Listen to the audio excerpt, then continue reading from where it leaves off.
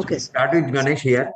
So after Ganesh, you Uh, can pick up anybody in the any person in the online, and Okay, sir. we can start discussing. So we'll start our radiology session today. So what we'll do is in radiology session now with advent of OSCE, you are not likely to describe the whole X-ray, but you will confine particularly the specific questions. So Professor Shumita Chatterjee, who is Professor of Surgery at IPGM or SKM Hospital, will take us through some scenarios of X-rays where we will confine more to specific questions pertaining to the particular X-ray. So we start with this. Okay, so you should see the X-ray. So Ganesh, you see the X-ray and wait for Madam OSCE type of question coming up for this X-ray. So see the X-ray. What is the X-ray? What is the important finding here? And then keep in mind and wait for the questions to come. Just say what is this X-ray? The plain or contrast X-ray? So the plain X-ray, chest X-ray, Chest direct X-ray. Yeah, don't give the finding. Just wait. It's a plain X-ray of chest, PA view. Okay. Madam, we can start. Okay, sir. Right, sir. Thank you, sir. Ganesh, am I audible? Yes, ma'am. Good morning. Okay, fine. Can you pull the mic closer to you, please, so that your friends can also hear you? Yes, ma'am. Right. As sir said that we are trying it out in the OSCE pattern, but again, we'll be having a radiology class in the OSCE pattern for the first time. So there may be a little bit of glitches from our side as well. So let's move on it together and make the best of the opportunity. So this is your X-ray. Take a good look at it and tell me in one word, what is your diagnosis for this X-ray? Ma'am, Just in one or two words. What is your diagnosis for this X-ray? it is a X-ray chest with the thin rim of shadow below the left side of the diaphragm, probably hollow viscous perforation. So you think it is a hollow viscous perforation. So And there is mediastinal widening also. okay. Sure. Just see, when you have an OSCE pattern, you have to be very specific. So your answer will be hollow. If you've said hollow viscous perforation, what are the two features which support your diagnosis of a hollow viscous perforation? Only two features I would like to know. Gas under the diaphragm. Okay. Two features I said. I'll correct you, don't worry. So just go ahead, I'll correct you. And anything else? Look at the upper part of the abdomen.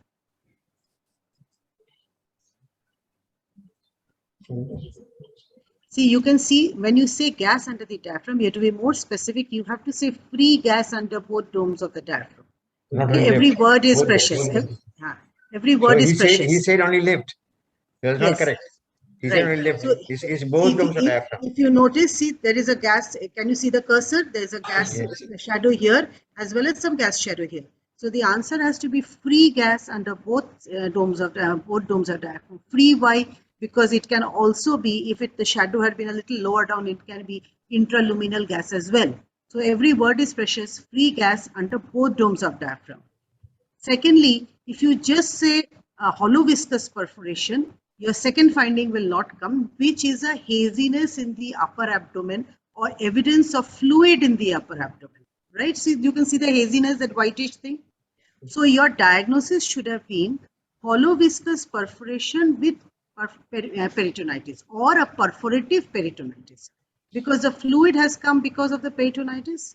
So your answer will be a hollow viscous perforation with peritonitis or perforative peritonitis.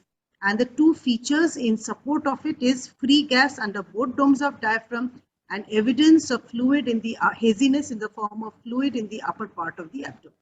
Okay. So name three conditions under which you can get such an X-ray imaging? Three conditions. Peptic perforation, gastric and duodenal perforation. Is there a perforation in any other small bowel? Yes. So all of them come under perforation. Okay, so let's after not take it. pneumoperitoneum also we can get air under the diaphragm. In case of explorative laparotomy has been done, any laparotomy has been done, in the post-operative we can find X-ray air under the diaphragm. Okay, so I had asked for three, so your answer should be three. One is a hollow viscous perforation, which was your first answer. Second could be, as you very correctly said, it could be following laparoscopic surgery where a pneumoperitoneum was done. Third could be a penetrating injury of the abdominal wall. Now, in the first three, the first one we said that we are getting two features, gas under both, free gas under both domes of diaphragm with a fluid in the upper abdomen. How will this X-ray be different from a gas under diaphragm X-ray for the next two? That is a pneumoperitoneum following a laparoscopic surgery and a stab injury. Will it be the same or will there be any difference? In pneumoperitoneum, only the gas collection will be there, and it will be a little bit wider. It's more focused on the right side below the diaphragm, and there will be no signs of this fluid in the abdomen. Partly correct. You're correct in saying that there will be no fluid in the upper part of the abdomen, so it will be just gas. But why only right side? So the gas under the diaphragm may be there on both sides, but yes, there will be no fluid in the upper abdomen because there is no evidence of peritonitis. And obviously, you have to correlate the X-ray with the clinical findings of the patient. Clinically, if there are features of peritonitis, whatever be the history, you have to go corroborate it with the clinical findings. Okay. So, in cases of peptic perforation, you had said gastric perforation or duodenal perforation, you do get free gas under both domes of diaphragm. What is the classical finding in case of appendicular perforation? What is the classical finding in case of an appendicular perforation?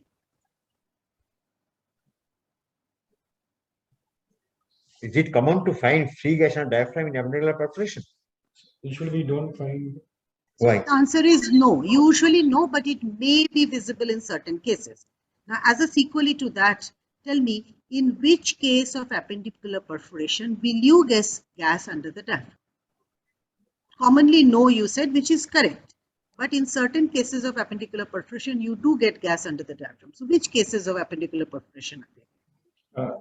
In gangrenous kind of thing, we used to get the gas under the diaphragm. See, if you think of it more rationally, it is more when the perforation is towards the base near the cecum, right? So it is in communication with the large gut, close proximity to the large gut. So you do get a lot of gas. When do you not get it? We said we commonly do not get it. Which type of perforations do you commonly not get gas under the diaphragm? If the base is obstructed by because something at the tip of the appendix is getting perforated. Absolutely correct. So obstructive type of appendicitis where the perforation has occurred at the tip of the appendix due to the end arterial flow and there is an obstruction near the base which could be either due to a fecalith or due to the accompanying edema following inflammation. So in those cases, you get very little gas into the peritoneal cavity, which may or may not manifest on an X-ray, whereas the base perforation may manifest on an X-ray.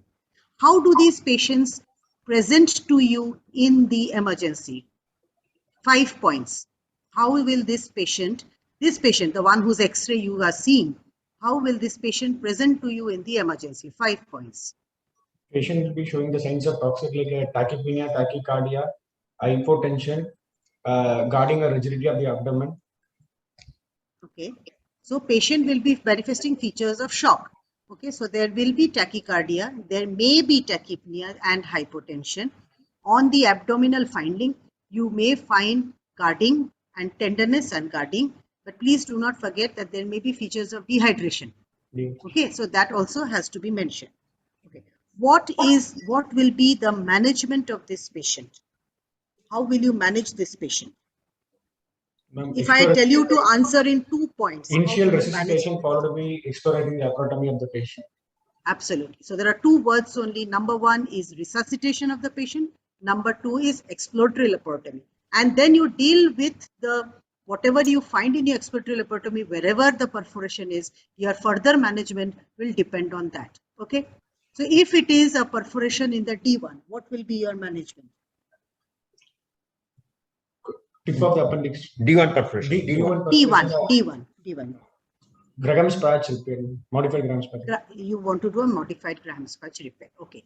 Now, if this was, yes, that is the most important thing, because if you do not do that, you might end up with a pelvic abscess and subsequent further signs of sepsis.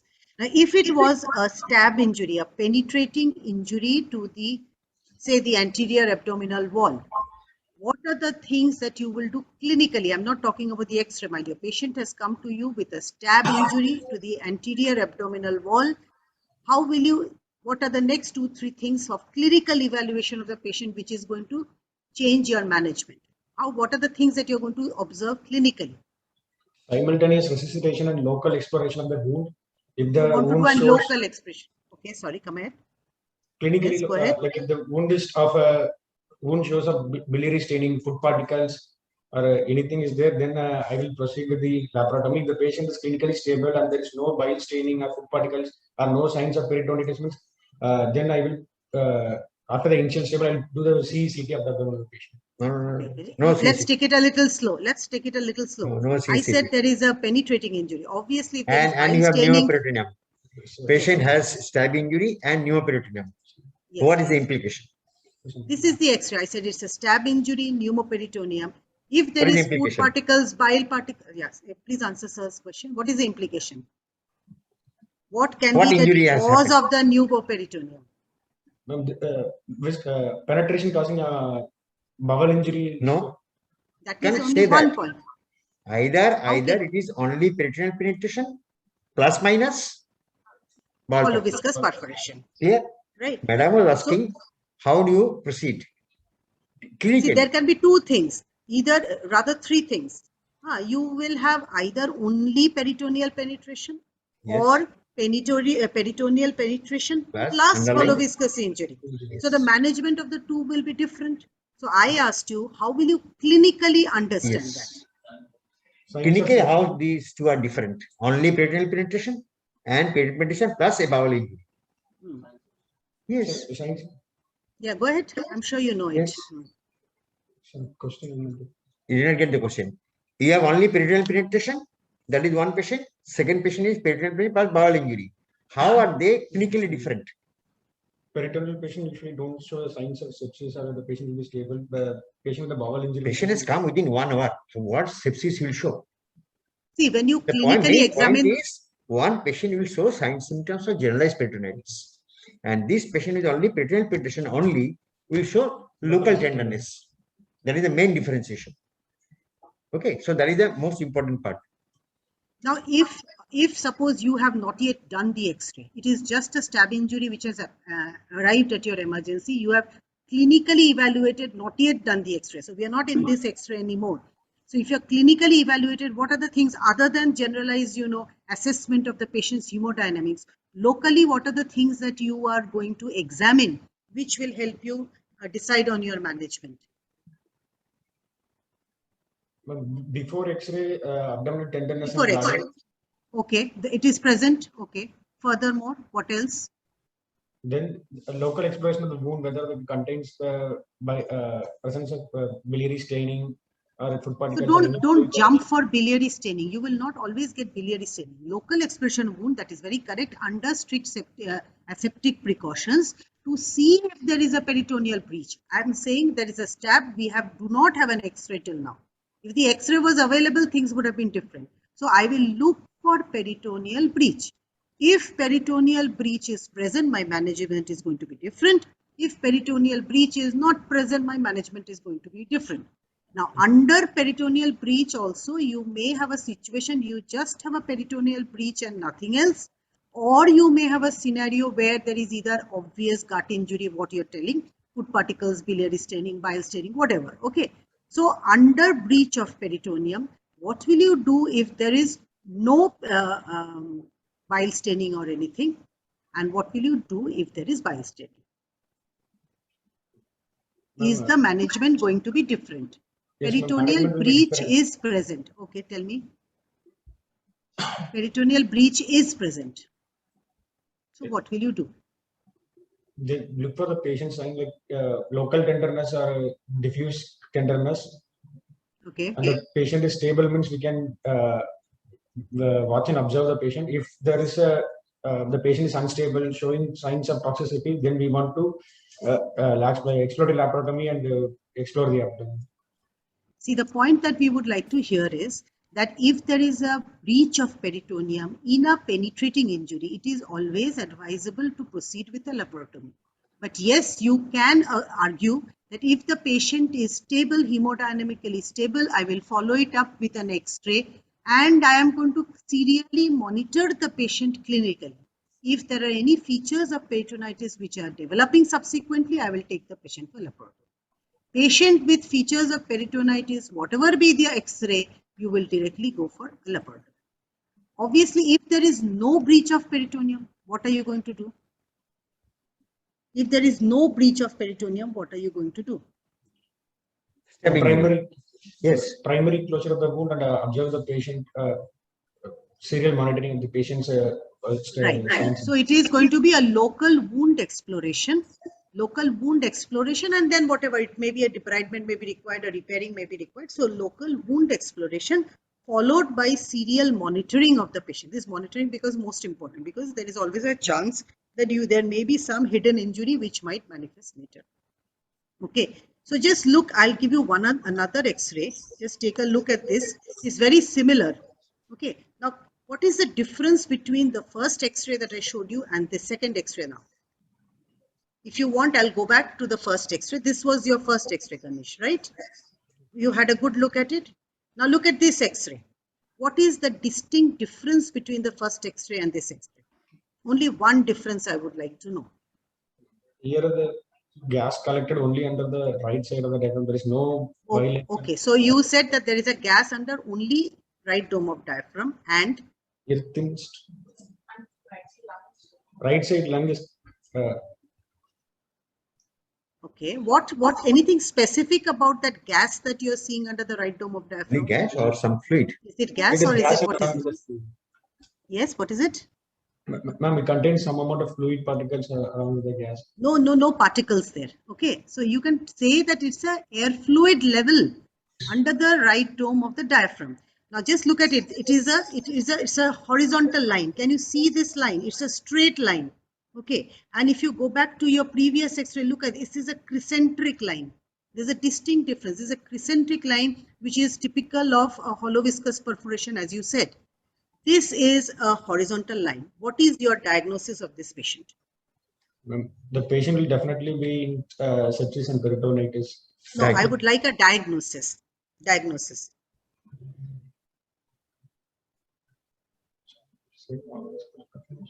What will be the diagnosis? One word. You know, Oski pattern, the point is one word. Perforation with a subphrenic collection. Yeah, so this is a subphrenic collection. It could be a subdiaphragmatic abscess also. Yes. Okay, so it is a subphrenic collection. See, the horizontal line is the decisive factor. If it is just gas under diaphragm, you would have got the crescentric line, which we saw in the first X-ray. Okay, this patient, how do you think is going to present? This patient had a surgery for perforation, hollow viscous perforation 1 week back. Patient was initially stable, improving clinically. Last 3-4 days, he started developing fever. His counts have gone up. So what is your diagnosis then? And how would you treat this? So we said it's a subdiaphragmatic abscess. That's what we said, right? Or a collection. So the patient is having fever, count is 25,000. Patient is looking sick. Tachycardia is present. How will you manage this patient? Give me 3 points in your management. Initial resuscitation, USG guided aspiration. Okay. So one is resuscitation. Okay. Number 2 is USG guided aspiration. Before that, antibiotics should come here. Exactly. Okay. The patient should be on antibiotics first. So you will not jump to an aspiration right away unless it is a huge collection which has to be corroborated by an ultrasonography or a CT scan. Just on the basis of an X-ray, we will not jump to it. We get this X-ray, we'll do an ultrasonography or better still a CT scan to actually quantify the amount. Okay, so if it is a small amount, as Sir said, you can get away with an antibiotic. Otherwise, you may do a USG guided aspiration. Anything specific about the aspiration? Can this aspiration be of 2 types? You can either have a one-time aspiration or you can leave a pigtail in that C2 so that there is continuous drainage of the blood. Okay, so your center does not have the privilege of an interventional radiologist. Any other option of treating this patient? Patient's counts are further rising, patient is becoming more sick and toxic. The abdomen has now started showing features of peritonitis. So any other way of managing this patient? Removing the subcutaneous. Oh, sir? Removing subcutaneous what? No. This patient has saprophtenic abscess. Saprophtenic 7 abscess, days your down the line. center, yes, you do not have the facility of an interventional radiologist. Okay. Anyway, in any other way, you have to manage the patient. You cannot let him go, right? So what anything else you can do as a surgical resident? What is the Can you classic not- description of such drainage? Classic description of such drainage. Will you go transperitoneal?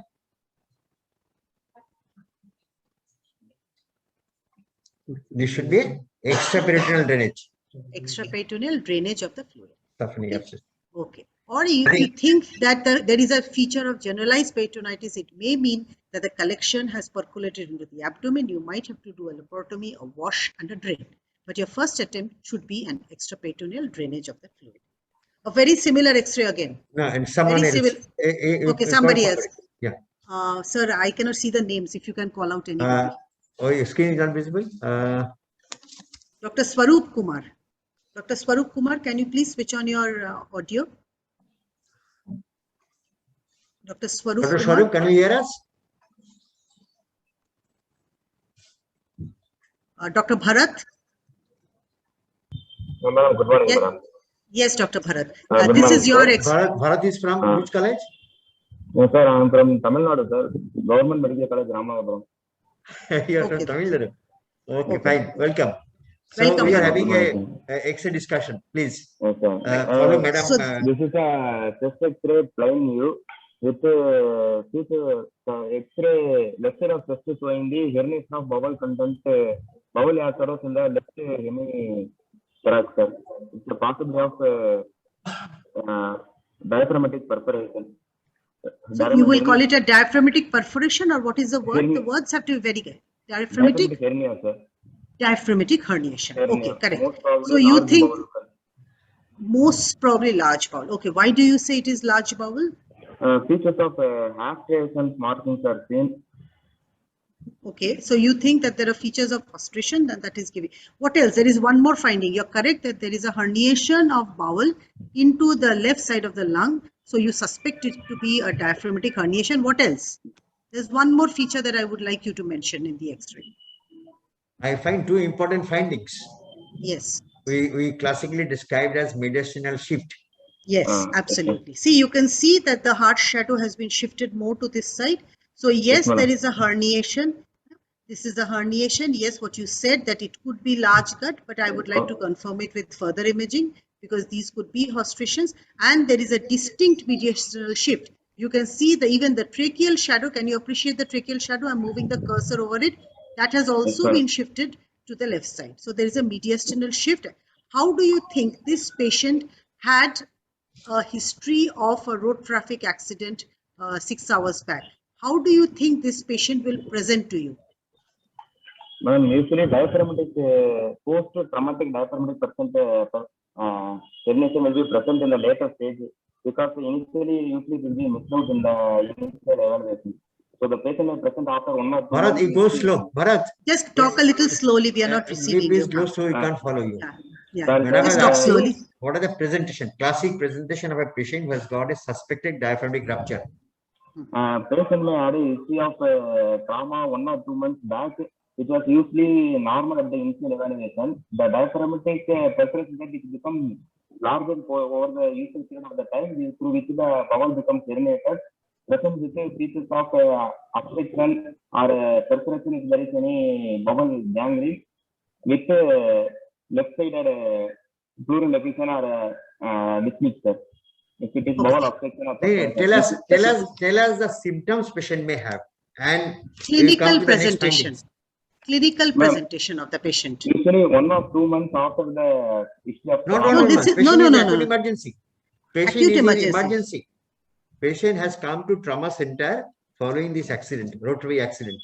What symptoms he may have, which will point towards the diagnosis of a diaphragmatic rupture? Are there any specific symptoms of diaphragmatic rupture? Yes or no? Sorry, sir, I don't know, sir. Yes, there is no specific symptoms of diaphragmatic rupture.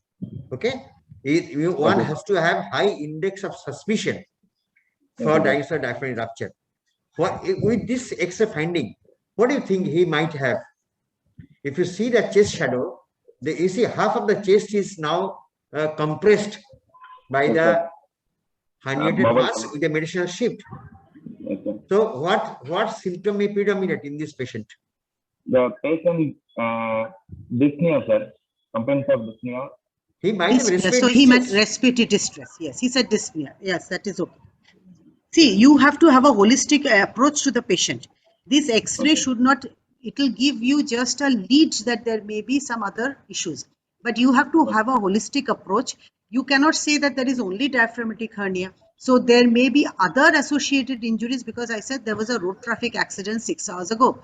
So you will evaluate the patient in the protocol way of any trauma patient following the ABCD protocol. When you are examining the abdomen, you will look for signs of peritonitis or any other injuries over the abdomen. When you are evaluating the chest, you have to look for the air entry on both sides and document whether there is any diminished air entry on this side. The patient's saturation will also give you a hint as to whether the saturation is being compromised due to the presence of the diaphragmatic hernia. This X-ray will help you to manage the patient further. Okay. Now, once you have this X-ray, what is your next plan going to be in management of this patient? After exploring the other injuries, then we do not have any other abdominal findings other than this. Okay. Clinically, there is no evidence of any peritonitis. Had it been there, the answer would have been very simple. You would have gone in, right? So clinically, there is no evidence of any peritonitis, but this X-ray is there. How are you going to, what is your next step of management going to be? after the submitting condition, in exploratory anatomy, look for any other intra-abdominal findings. If there is no other abdominal injury pathology, reduce the bowel content from the abdomen. Bharat, what do you like to do? Have any other investigation at this stage? I said there is no features of peritonitis. So patient, I do not expect him to be in shock or something. Anything you'll do, or just on the basis of this X-ray, you're going to plan your management? Might need CT.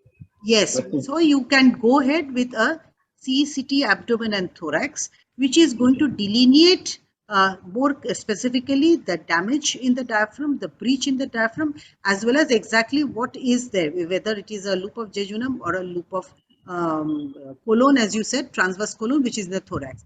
Do you think an X-ray following insertion of a Ryle's tube in this patient is going to help in any way? X-ray, sorry, to put the Ryle's tube to decrease the gastric distension, which gastric distension may push the diaphragm up, which leads to the further decrease in the patient's respiration. So Ryle's tube will decrease the abdomen, madam, first thing.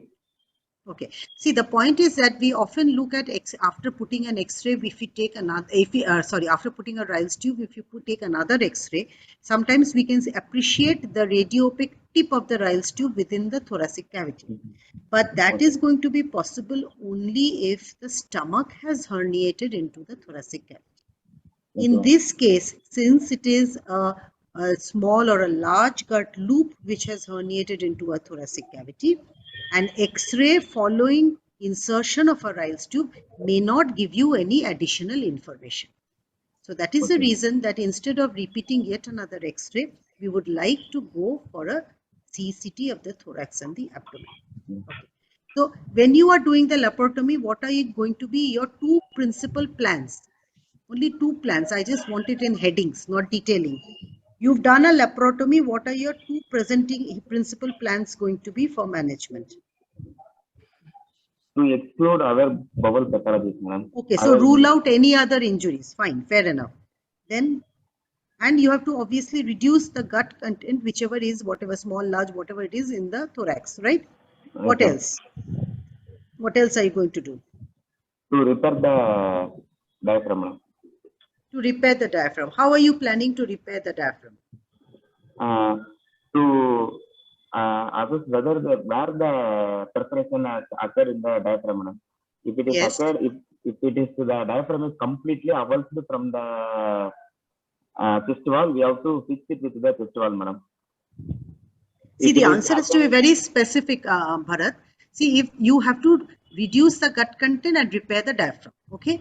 Now, the repair of the diaphragm, if the breach is small, can be an anatomical repair. If a breach is large, you may need some prosthetic repair like a mesh. But if your diaphragmatic injury is associated with other bowel injury, it is better to refrain from using a prosthetic mesh. Okay. And third and most importantly, not to forget, is you have to leave an intercostal drain above your repair when you're repairing the diaphragmatic hernia. So 3 points: reduce the contents, look for any abdominal injury and act accordingly.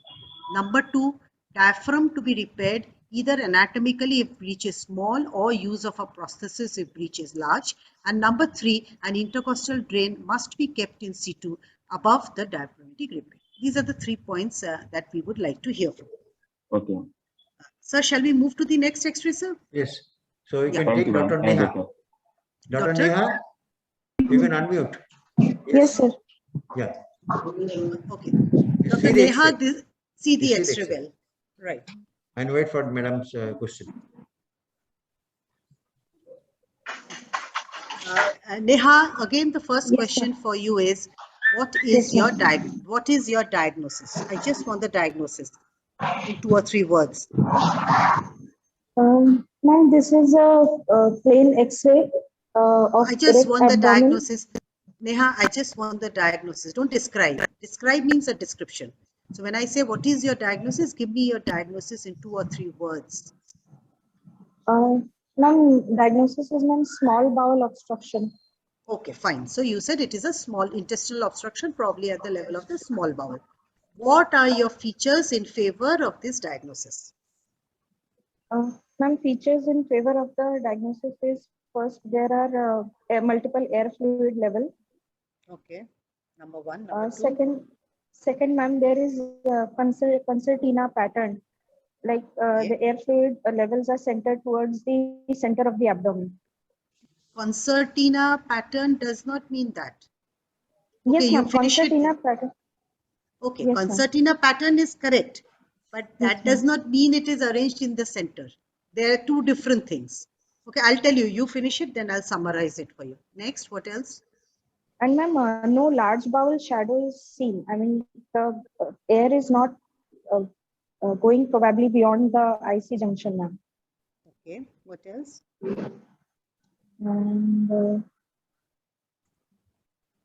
So it is, as you correctly said, number 1, don't just say air fluid levels. The word multiple is very important. Okay. yes, ma'am. So number 1, multiple air fluid levels. Yes, Number ma'am. 2, arranged in a step ladder pattern. Okay, so this is the step ladder, 1, 2, 3, 4. So these are arranged in step ladder pattern. Number 3, as you Yes, ma'am. correctly said, arranged in the central part of the abdomen. Number 4, presence of valvuli conniventis. See, these are valvuli conniventis. This Yes, suggests that these are what? Jejunal Small loops. bowel. Yes, ma'am. Jejunal specifically. Mind you, when you say small bowel, it can be duodenum, jejunum, and ileum. Now, duodenum has a separate mucosal pattern. Jejunum has a typical mucosal pattern like this. Ileum does not have any specific mucosal pattern. So when you are saying small bowel, probably at the level of the jejunum, because we can appreciate the valvuli conniventis in this case. The word concertina that you used, concertina is actually a musical instrument. Okay, it's like a harmonium with a bellow, which a person stands up and plays. If you see the old Hindi movies, right? That is called a concertina. So the bellow of the instrument, that has this bowel loop has an appearance like a bellow of the instrument. That is why it is called a concertina. Concertina does not mean in the central of the abdomen. So multiple air fluid levels, step ladder pattern, central part of the abdomen, presence of valvuli conniventis, and as you correctly said, absence of large bowel shadows. So all this will tell you that this is probably a small bowel obstruction, probably at the level of the jejunum.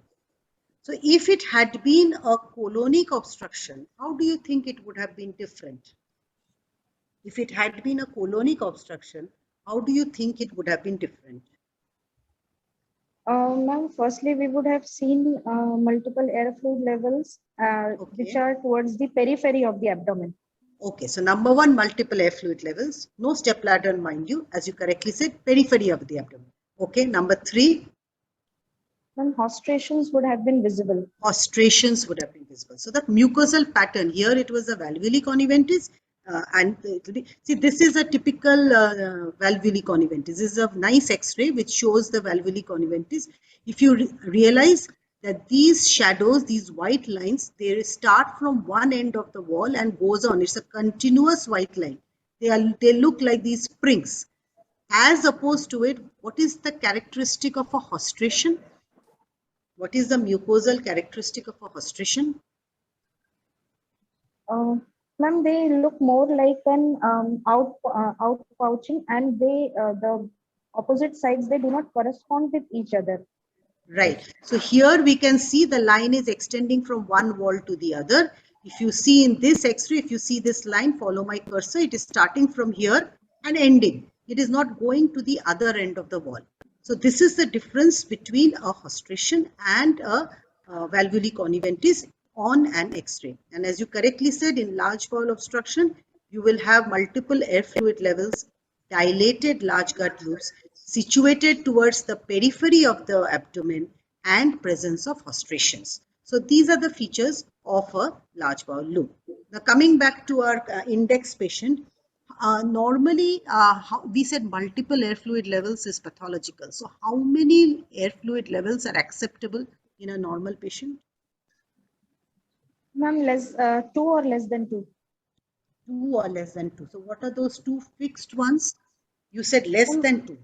So that means it can be 0 as well, right?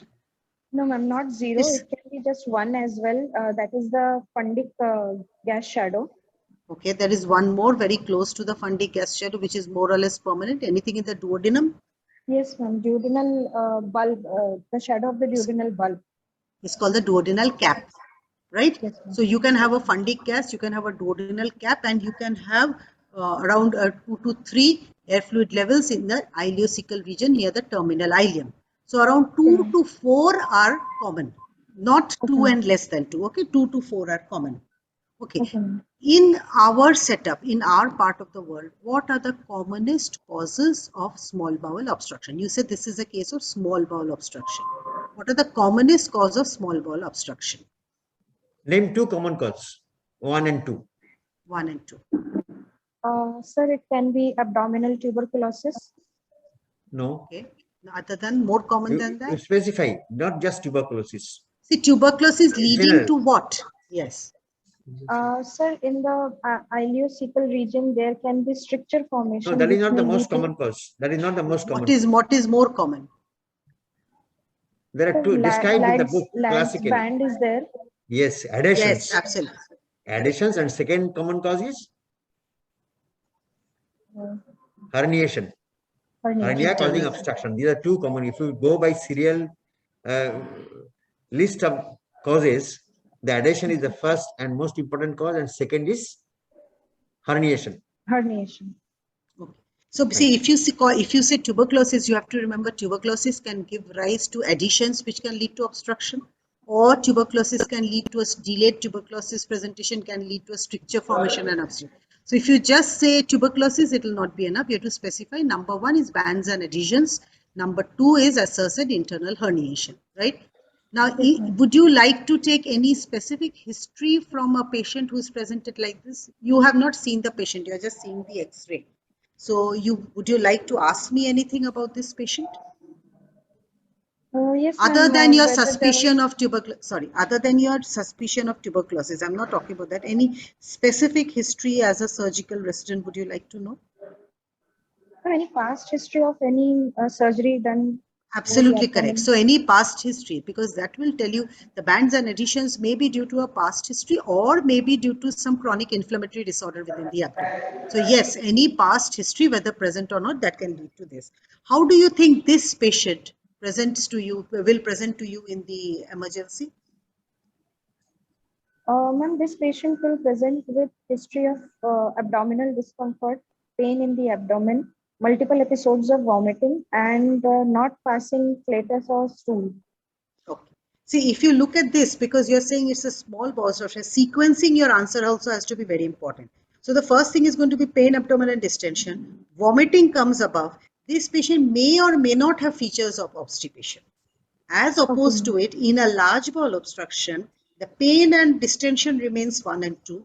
The obstipation comes up and the vomiting comes down in your sequence. So you have to remember that, because vomiting may not be present in a large bowel and obstipation may or may not be present in a small bowel. So sequencing your answer in an OSCE pattern is also very important. Okay. Anything else? How would you like to manage this patient? Before that, in a patient like this, in a distal small bowel obstruction, what is the classic biochemical abnormality you get in a patient? Patient having a distal small bowel obstruction, what is the classic biochemical abnormality described as? Patient will have?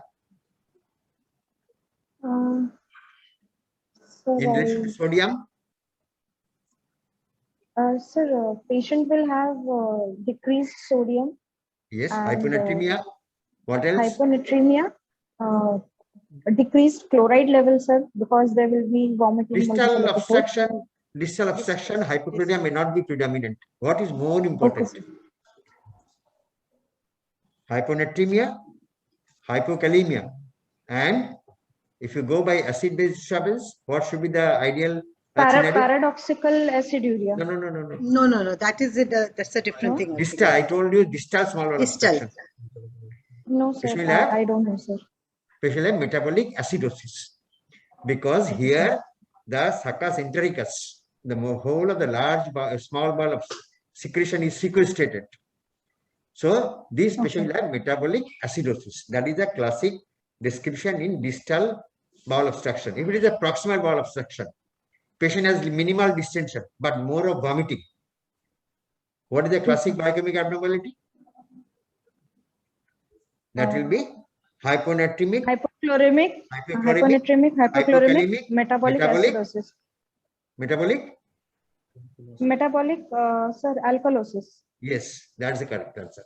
Yes, so you're losing chloride, so you cannot have acidosis. If you're losing chloride, it becomes alkalosis, and in both cases, it is going to be metabolic. Okay. So clinically, can you identify whether it is a case of obstruction or strangulation of the gut is present or not? Clinically. Clinically, whether it is obstruction or strangulation. This X-ray suggests features of strangulation are present or not. Clinically, what are the things? Strangulation obstruction. Features of strangulation obstruction. Yes, ma'am. Yes, sir. Yes. In just simple obstruction, there would be just tenderness all over the abdomen. But if strangulation is there and bowel gangrene has set in, the abdomen would be guarded and rigid, sir. Okay, see, to begin with, see, the pain pattern changes. When you're in obstruction, there is what? Colicky pain, right? Because the gut is trying to overcome the obstruction. Once the gut has strangulated, meaning it is a gangrenous change in the gut, so that colicky pain stops and the patient has persistent pain, continuous pain. So he'll tell you that it began with a colicky pain and last few hours or one day, it has become a continuous pain. Secondly, there are going to be features of systemic sepsis. So there may be features of fever, tachycardia, toxic features may came in. Patient may go into shock. So there may be hypotension. And clinically, not only, yes, tenderness, you are correct, it is going to be associated with guarding and there may be rebound tenderness. Okay. So initially, the pattern from the history, pattern of pain changes. From the general survey, there will be tachycardia, tachypnea, features of shock may set in. And from local examination, the tenderness is obviously there in both, but it may be associated with muscle guarding and rebound tenderness. Okay. If it is a strangulated hernia, inguinal hernia, okay, very similar. So I just jumped onto that. If it is an obstructed hernia versus a strangulated hernia, the same things are also present there. What else will you find in a strangulated hernia on your clinical examination? Ma'am, in strangulated hernia, clinically, the lump, it would become severely tender. There might be blackish discoloration over the swelling. Okay, not exactly blackish, it is more of a reddish, okay, like a sign of an inflammation. So yes, it is going to be severely tender. It is obviously going to be irreducible. If you make the patient cough, he's going to be in very major discomfort, but there will be no impulse on coughing and it might be reddened And obviously, if you send the count in these patients, they all develop manifest features of leukocytosis. Okay. How will you manage this patient? Ma'am, this patient or strangulated. This patient, the patient whose X-ray you're seeing. This patient. Ma'am, first we would like to resuscitate the patient. We would put in, we would send all the basic investigations, and we would like to put in RT and put in Foley's catheterization, and we would like to hydrate the patient. Exactly. Say that first. Please again sequence your answer. Okay.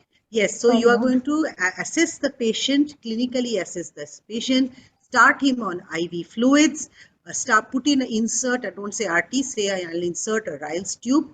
Why are we inserting a Ryle's tube? What is the purpose of doing it? Ma'am, because we want to decompress the... You want to decompress it. Exactly. We are going to put in a Foley's, you said. Why we want to put in the Foley's? Because we want to monitor the intake output, ma'am. So you are going to monitor the output and accordingly titrate the fluid that you're giving. Initial fluid resuscitation is begun empirically. Subsequent to that, depending on your urine output, you have to titrate your fluid. Okay. And as sir said, that the patient also has features of acidosis or alkalosis depending on whether it is upper or lower. So your resuscitation will be totally dependent on your input output. Okay. So you need to monitor your fluid. You are going to send baseline investigations like, don't say blanket all baselines. What are the baseline investigations which is recommended at this point? Ma'am, we would like to send CBC. Yes. I mean, complete blood count, that is hemoglobin, WBC, platelet. Yes. Then, ma'am, renal function tests like creatinine and electrolytes. Okay. Also, and we would like to send amylase and ABG. Why would you like to send an amylase in this patient? Ma'am, in obstruction, amylase is raised. It may be raised, but it is not a very specific indicator. So it is not a routine investigation.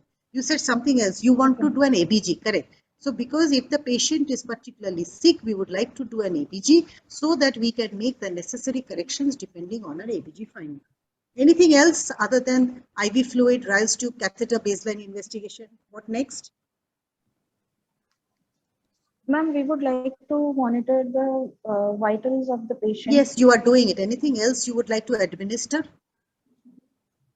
Ma'am, we would like to give antibiotics like... Absolutely, I was waiting for that. Coverage. Yes. So you are going to give an IV antibiotic, prophylactic antibiotic dosage with the intent that yes, if patient is managed conservatively, subsequently you continue that, or that patient might need a laparotomy subsequent to your resuscitation. When will you decide on a laparotomy? Will you decide on a laparotomy right away, or would you like to give a trial of conservative management? Ma'am, I would like to give a trial of conservative management for 72 hours. If by 72 hours, if the patient is not... Why 72? Why 72? No, hold on. Why 72? Isn't it a bit too much? There is a clear line in the book. Patient should not see 2 sunrise or 2 sunsets. So that time is 24 hours, not 72. Okay, sir. So within that 24 hours, as sir said, what are the things that will tell you that yes, my conservative is not succeeding and I need to go in for a laparotomy? Ma'am, if the RT aspirate is not decreasing, sorry, I would go clinically if the patient has tachycardia, if fever sets in, if the pattern of pain changes, or if the patient is complaining of no relief of symptoms even with putting of RT insertion, if RT aspirate is increasing, or if it is bilious, or if it is feculent, if the urine let's put it principle wise. Number 1 is clinical deterioration. Number 2 is biochemical deterioration and the change in ABG. And as you said, that in spite of your resuscitative measures, the Ryle's tube quality and the color, everything changes. That is when you go in for your laparotomy. So in this patient deteriorated, you've gone in, you've done a laparotomy, exploratory laparotomy, and you find that there is a segment of ileum which had herniated inside, internal herniation, and it was a gangrenous loop of ileum. What is your surgical plan going to be? Only the outlines. I do not want details. Before that, can I ask Neha, what is the modern gadget which can help you to decide on-table vascularity of the gut? Okay. Any modern gadget which is now available in the theater, which can show, sir. decide that yes, the gut is viable. Any dye that can be used? You have to have the facility as to, but Yes. what is this gadget now available? Sir, I'm not sure, but This is described as ICG, Indocyanine green. fluorescence. Indocyanine green Indocyanine green. fluorescence. You inject that, and you can have this imaging, and you can see that the gut is fluorescing with this Okay, sir. imaging. So you can say that the vascularity is intact. Okay. Okay, sir. Okay, sir. So given that in your institute, the obviously ICG is not available. So you have to go by your clinical instincts. Okay, so you've gone in, there is a gangrenous loop of gut. How are you going to proceed? Or I'll say a dusky loop of gut, small gut. Yes, ma'am. Ma'am, if we see a dusky loop of gut, we would like to give a trial of conservation by covering that dusky part of the gut with warm mops and asking the anesthetist to give 100% oxygen and wait Yes. for 5 minutes. Okay, so if the color improves, then you can consider conserving the gut. If it doesn't, Yes, ma'am. then you will have to go for, obviously, for resection. Okay, Yes, ma'am. so you have resected around 30 centimeter of terminal ileum, which is about 15 centimeter from the IC junction. What are your options of completing the surgery? 30 centimeter of small ileum was resected, which was around 15 centimeter from the IC junction. What are the options that you can do? Ma'am, if we, ma'am, I would like to exteriorize the bowel because we are doing emergency laparotomy. So anastomosis might fail because there might be bowel edema and the nutrition of the patient is hampered. Okay, what else? Uh, See, do not say make any blanket answer because your decision has to be customized depending on the patient. Yes. If you have a stable patient, hemodynamically stable, otherwise well maintained, doing well, maintaining hemodynamics on table, yes, you can go for a primary anastomosis. Anastomosis, If the yes. patient is sick, as you said, and the parameters are compromised, it is always wiser to, you can either exteriorize the ends in the form of an ileostomy and a mucus fistula, or you can even consider an anastomosis and bring out a proximal ileostomy as a protective measure for this anastomosis. Okay, so these are the options that you can have.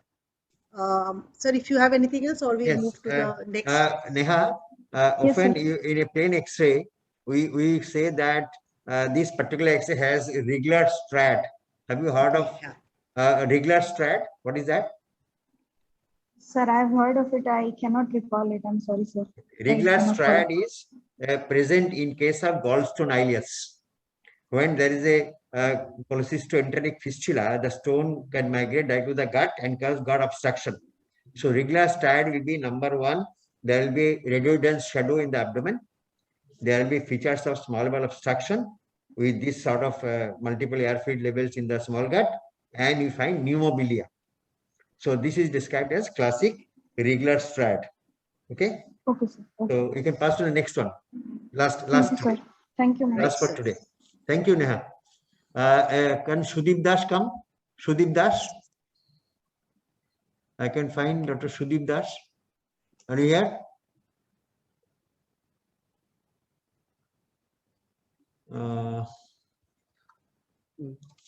Seshas Amritendu Das. Amritendu is our MBBS student. He can come. No problem. Okay. Or Dr. Anirban. Yes, sir. Amritendu, is that you? Yes, ma'am. Okay, Amritendu. This is your X-ray. Okay, again, just tell me the diagnosis. What is your diagnosis on this X-ray? This is a plain X of the abdomen. This is a straight Okay. X-ray. Yeah. Yes, sir. Ma'am, swelling of the stomach. No. No, How can just someone look go at to the it. pelvis? Yes. So you can have situations where you have a hugely distended stomach, but let's take it at a face value, simpler thing. See, if you follow my cursor, what is this? What bone is this? This is the vertebral and this is the pelvis, right? Yes, ma'am. So Yes, you ma'am. have a hugely distended gut loop, which seems to be arising from the pelvis. Now tell me, what is your diagnosis?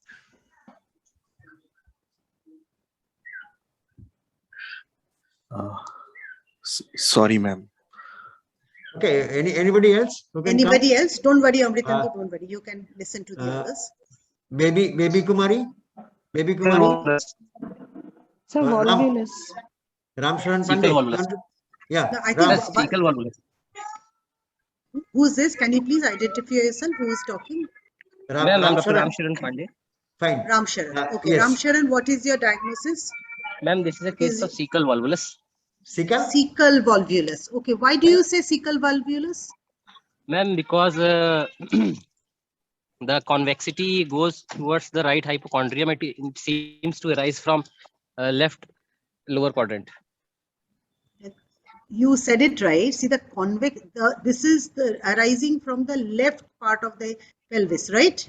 Yes, ma'am. And you said the convexity is going towards the right. No, this is the convexity going towards the left. But when you have a huge gut loop, it might actually, go towards the right side also. Actually, Ram, Okay, in this case, this will why depend not on, think simple? this will depend on how much the sigmoid is rotated. Yes. You see, as the sigmoid starts rotating, at one point of time, it will be towards the right fossa. Right side also. And yes. when the rotation occurs more, it turns towards the left side. Left side. So that depends on the degree of rotation. So Yes, this is a sigmoid volvulus. This is a classical X-ray of a sigmoid volvulus. Okay. So why I'm saying classical, there is a classical sign which is seen here. Do you know what sign that is? Ma'am, coffee bean sign. Okay, coffee bean sign is one name. There's another name. Okay, when you what say is, coffee what is bean, Dahl-Froment sign? Yes, what is Dahl-Froment. Dahl-Froment sign? Dahl-Froment sign. Dahl, Sir, I don't D-A-H-L. know. DL.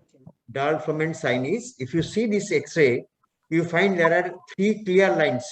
See, this is the outer first line. This is is the a middle line, and another outer line.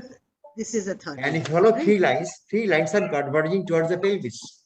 Merging at the pelvis. Okay. When This you is say the coffee classic bean, Dahl-Froment sign. yeah, when you say coffee bean, this is a similar thing. If you've actually seen a coffee bean, you will see that it has 2 lines and one in the center. So a coffee bean sign is also a similar name, but a more classical name is a Dahl-Froment sign, which you may be asked in the exam. Any other signs that you typically see? See, this is a straight X-ray, right? This is a straight X-ray, mind. If you were doing a contrast, a barium enema in this patient, what is the sign that you would get? What is the sign that you would get? If I was to, you said it's a volvulus. Okay, so that means if I inserted dye per rectum through the in the form of a barium enema, okay, so that dye will reach up to a certain point and not move any further because there is a twisting of the gut. So there is a name for that. What sign is that called? Since we are talking about signs. Yeah. Ma'am, I don't know. It's called the bird beak sign, right? It's so the bird beak has sign. answered. Bird beak yes, sign. it is a bird beak sign. Okay. Now coming back to this, so we are saying that this is a sigmoid volvulus. Okay. Why does it occur? What are the 4 predisposing factors which lead to the formation of a sigmoid volvulus? Ma'am, due to narrow mesentery of sigmoid colon. Narrow mesentery or long mesentery? Long mesentery, ma'am. Long mesentery. Okay. Number 2. Narrow attachment. Narrow attachment. Yes. Long mesentery and narrow. And number 2. And people with chronic constipation. Okay. Over distended colon, you mean? Yes. Yes, sir. Long redundant sigmoid colon. So you have to have excess of sigmoid colon. You have to have a long pelvis mesocolon, narrow attachment of pelvic mesocolon, and chronic constipation. These are the 4 features which lead to. And another is a band. Yes, and then there is a band. If there is a band and the sigmoid rotates around it, these are the 4 features. But if you call it a volvulus, typically these are the first thing. So what other organs might volvulate? So we are saying the sigmoid is the organ which most commonly gives rise to volvulate. What other organs might volvulate? Ma'am, we can have gastric volvulus, cecal volvulus. Yes, you can. What sort of a volvulus is a gastric volvulus? Ma'am, it could be a It's a horizontal volvulus, right? Horizontal, Because it yeah. goes along the horizontal axis of the stomach. The rotation is along the horizontal axis of the stomach. Okay, what else? So you can have a gastric volvulus. What else can volvulate? Then cecal volvulus can be there. You can have a cecal volvulus. What else? Anything in the large gut other than the sigmoid? Which is the most mobile part of the large gut? Something which has to twist, right? We want something like that. The transverse colon, Yes, ma'am. Transverse right? colon. So you can have the stomach, you can have the cecum, you can have the transverse colon, and don't anything miss else. the small gut. Don't miss Small the small gut. gut even. Right. So the anything which is mobile naturally has a chance of twisting on itself more. Sigmoid naturally is not so mobile, but yes, if, as we said, there is a redundant sigmoid or a long pelvic mesocolon or a narrow attachment, that is when it might volvulate. Okay. So by definition, what is a volvulus? What do you mean by the word volvulus? Ma'am, volvulus is when an organ rotates on its axis so On that its there own is a axis. Yes. So there is rotation of the organ along its own axis when there is a narrow attachment or a long accessory mesocolon attached to it. That is what we call a volvulus. Okay. So what do you understand by we are saying that this is a sigmoid? What is a compound volvulus? Compound volvulus. They are all asking questions. These are all asking questions. What is compound volvulus? Have you heard of something called ileosigmoid knotting? yes, sir. What is that? Sir, when Ileosigmoid a loop knotting. of ileum rotates around the sigmoids and causes closed loop Very obstruction. good. Yes. Very good. Very good. That is known as compound because there is volvulus in the small gut and this causes twisting on the mesentery of the large gut also. This is compound volvulus. Okay. Yes, sir. So we Ileosigmoid said knotting, previously another only name. that ileum is also potential, an organ which has the potential to undergo volvulus. So here the ileum is also twisting, the sigmoid is also twisting, and they're twisting against each other, so leading into an ileosigmoid knotting. Okay. So we'll not go into the clinical findings and all. They are very similar to those of a large bowel obstruction. How will you manage it? What are the options of management? Just give me the headings. I do not want details. What are the options of management? Then we can go for sigmoidoscopic decompression. You want to go for sigmoid number 1, number 2? And if it recurs, we can go for sigmoidopexy. Sigmoidopexy. Okay, number 3. Let's take the name list and then we'll deal with them. What else? What else? Are you there, Ram? Okay. Oh, yeah. Yes, ma'am. Yes, okay. Yeah. ma'am. I cannot recall. The surgical treatment, you're a surgery resident. Don't leave out your surgical option. Can you not do a laparotomy? We can do laparotomy and do sigmoidectomy. Sigmoid. Yes. So when will you do? First you said sigmoidoscopy. Then I think you said decompression, and third you said is a laparotomy and follow it up. Okay. So what is an indication? When will you do a sigmoidoscopy? Ma'am, when the patient presents for the contraindication for sigmoidoscopy decompression. Okay. When will you not do it? Okay. So when there is a recurrent of the volvulus. Okay. And number 1. Number 2. Associated with malignancy. How do you know? Patient has come to the emergency. He's not a worked up patient. What else? An important cause here. Yeah. What else?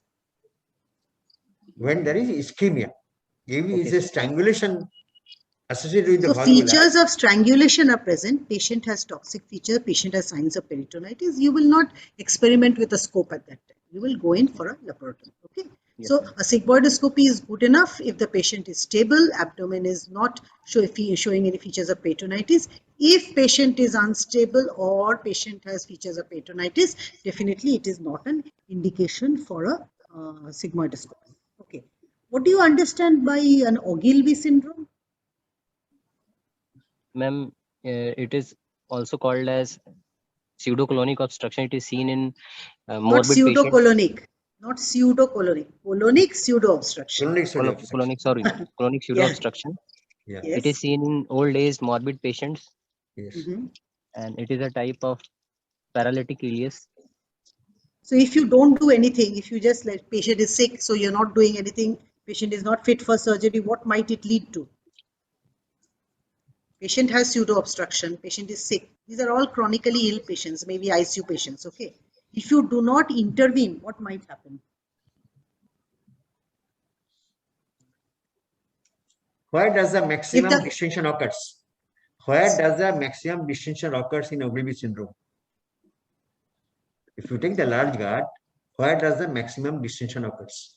See, when there is a large gut obstruction, the part proximal to the obstruction is going to gradually get distended. And Yes. this back pressure is going to get transmitted proximally, more and more proximally, till it reaches the IC valve, right? Because beyond that, if you have a patent IC valve, it cannot go from colon to ileum. So the Yes, part maximally exposed to the change is going to be the cecum. Cecum, ma'am. So what can happen at the cecum? Ma'am, it can cause cecal perforation. Yes. Exactly. So there may be ischemic necrosis followed by perforation. So these patients being sick patients, we are not planning to operate on them. So is there any pharmacological management which might help in these patients? Ma'am, we can give trial of neostigmine, 1 milligram. Okay. And And, anything else? Okay, go ahead. Sorry, go ahead. When patient is kept in ICU, we give trial of neostigmine and keep monitoring the patient and Okay. repeat dose after 5 minutes if there is no bowel movement. Okay. Any endoscopic procedure which might help? Bedside endoscopic procedure which might help? Again, endoscopic decompression. Okay. Yes. Okay. So you can either put in a flatus tube, or if you have a flexible colonoscope, you can introduce that. The whole idea is to decompress it so that it does not lead to further bowel distension, ischemia, and perforation. Okay, ma'am. Okay. Okay, Dr. If you Sumita, we will stop okay, today. sir. Okay, We sir. are almost 9:40. Okay, Yes, sir. so we have a good discussion. I think this is the pattern one should keep in mind about this X-ray interpretation, because if it is a oral situation, then question will be asked in different ways. But in OSCE, we have specific questions, and always keep in mind that what has been asked, the examiner has already fixed up his 2 or 3 answers. Your answer has to tally with that. You cannot keep on saying other things. Suppose I said, what is regular strat? The answer is very specific. You have to write all the 3 points, 3 marks allotted for that. If I say, how do you differentiate a jejunum and ileum? I'm waiting for specific answer, maybe 1 or 2 marks. Okay, so you have to answer the specific what is being asked for. Dr. Acharji, any comment from your part? I think this is a part of question for the students. And the student should consider just a very large registration rate. That's all. Yeah. Very good. I'm myself going to open for the next session also.